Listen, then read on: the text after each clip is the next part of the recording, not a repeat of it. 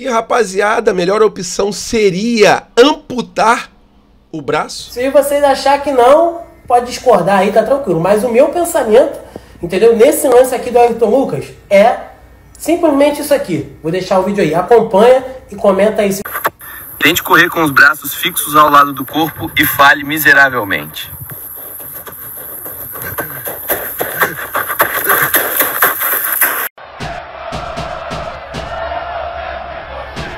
Falei com vocês várias vezes sobre o problema de deslocamento e os perigos que tem aqui no Rio de Janeiro. Por isso que eu gosto muito do gasômetro. O gasômetro é o centro do Rio, todos os caminhos, todos os transportes levam até aquele setor. Para mim, é o melhor local para ter estádio no Rio de Janeiro, sem dúvida nenhuma, é o gasômetro. Mas se vocês tiverem uma opinião diferente ou a mesma, coloque aqui embaixo do vídeo. É sempre bom a nossa resenha. Vamos dar uma olhadinha aqui na matéria. Eduardo Santana.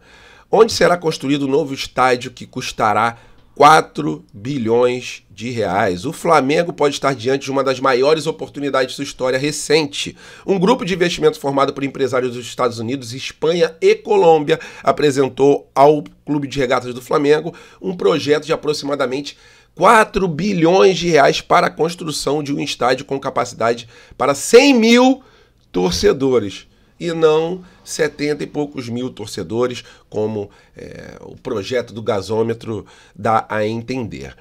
Pelo menos 4 reuniões foram realizadas com representantes da diretoria rubro-negra, entre eles o presidente BAP. A proposta chama atenção por um detalhe crucial: o Flamengo não precisaria gastar 1 centavo na execução do projeto. O terreno do gasômetro adquirido pelo clube custou cerca de 150 milhões de reais. Ele não comporta a obra.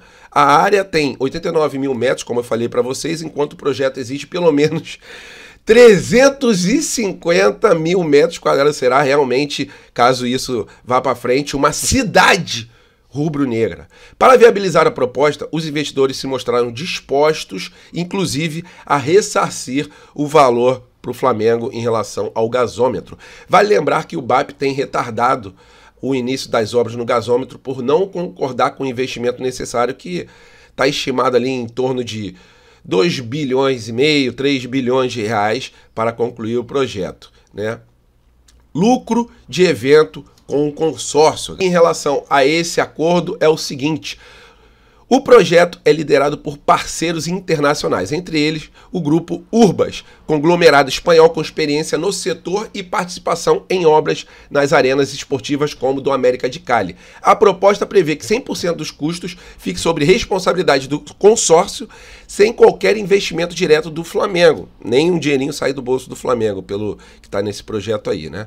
Além disso, ficou estabelecido que o clube terá direito integral às receitas em dias de jogos de futebol, enquanto os investidores assumirão a maior fatia dos lucros em eventos paralelos durante um período de 15 anos. Apesar do gigantismo da proposta, a diretoria do Flamengo ainda avalia o cenário com cautela. O BAP, presidente, demonstra preferência pela manutenção do vínculo do Maracanã, considerado por ele a melhor opção.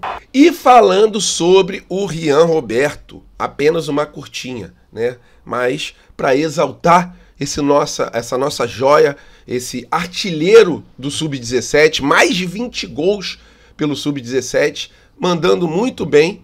Eu fiquei muito feliz dele não estar mais no Sub-17. Ele não é mais jogador do Sub-17. Ele foi promovido e agora está no Sub-20 no Flamengo, de uma forma fixa. E acredito eu que em breve no time profissional do Flamengo. Porque apesar da pouca idade do jogador, ele era para estar no Sub-17, mas não tem como, galera. É um moleque diferenciado, dribla muito bem, chuta muito bem pro gol, tem tranquilidade na hora de bater o pênalti, tem muita visão de jogo na hora de dar os passes. Cara, como é bom a gente ter jogadores como o Rian Roberto na base, como o Joshua, como o Chola, entre outros jogadores, o Léo Nanete, goleiro, e por aí vai, Daniel Salles, Pedro Leão, tem vários bons jogadores, João Vitor, do Sub-17. Cara, se a gente for falar a lista aqui, a gente vai ficar até amanhã. E por merecimento, o Rian Roberto conseguiu, né? muito rápido, porque na última temporada ele era do Sub-16. Chegou agora no Sub-17. Já virou artilheiro dos artilheiros no Sub-17, chegando agora. Então, o técnico invicto, Bruno Pivetti, chamou o Rian Roberto pro Sub-20, e é o que eu falei, em breve acredito eu que ele estará no time do Felipe Luiz. É isso, apenas uma curtinha aqui. Parabéns, Rian Roberto. Quem fica feliz com isso também é a nação rubro-negra, e o Sub-20 cada vez mais fortalecido, principalmente após as saídas, tanto do Lohan quanto do Matheus Gonçalves. E falando sobre Seleflá, jogadores que estão na seleção principal, que são jogadores do Flamengo. Tem 2 que o Ancelotti convocou. O Samuel Lino, que ficou até surpreso com a convocação, mas está merecendo, está jogando uma bola redonda. E o nosso jogador da base, que nos deu o título do Mundial de Clubes contra o Barcelona, Léo Nanete, né? Porque é impossível a gente lembrar desse jogo sem lembrar das defesas monumentais que o Léo Nanete fez. Então, assim como o Hugo Souza, na época, que era do Flamengo, da base do Flamengo, foi convocado para a seleção na época, era o Tite. Dessa vez, o Ancelotti convocou o Léo Nanete para ele ir se ambientando, né? Porque pela capacidade que ele tem, se ele continuar nesse viés de alta, em breve ele estará, sim, na seleção principal, porque é um jogador diferenciado. Pouca idade, né? Ele tem idade para jogar no Sub-17, mas já joga como titular do Sub-20. É um goleiro de muita habilidade, consegue no X1, né? Como a gente diz, geralmente sair na vantagem, conseguir as defesas, né? Em saídas do gol também tem muita habilidade e consegue sair jogando com o pé, que é algo que o Felipe Luiz gosta muito. Então, parabéns ao Léo Nanete por estar na seleção brasileira. Nessa data FIFA, a gente sabe que ele não será titular, provavelmente não tem a oportunidade de entrar em campo, mas já é uma baita de uma experiência para esse jogador de pouca idade. Quando eu falo que ele nos deu o título do Mundial, eu quero dizer que ele foi a principal peça, né? Num momento do jogo que a gente estava sendo massacrado pelo Barcelona, a última linha de defesa, que era o goleiro, ele conseguiu fazer alguns milagres e o Flamengo levou para os pênaltis e conseguiu se sagrar bicampeão mundial. Então, parabéns ao Léo Nanete e parabéns também ao Samuel Lino, né, que chegando no Flamengo, não sentiu o peso do manto. É liso demais esse jogador, consegue passar no meio de jogadores adversários onde não tem espaço, onde ninguém tentaria o drible.